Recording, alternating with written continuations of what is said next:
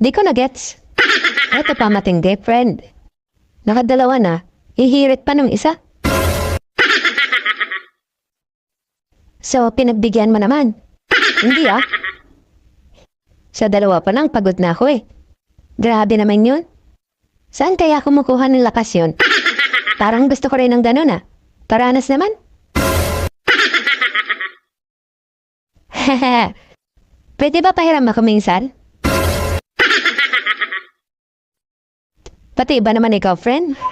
Huwag mo na subukan. Masasaktan ka lang. Hindi natin sigurado. Baka sa halip na masaktan eh, mag-enjoy pa ako. Langya ka? Luka-luka ka talaga. Baka marinig tayo ni pare, lagot ka dun. Hindi, joke lang naman.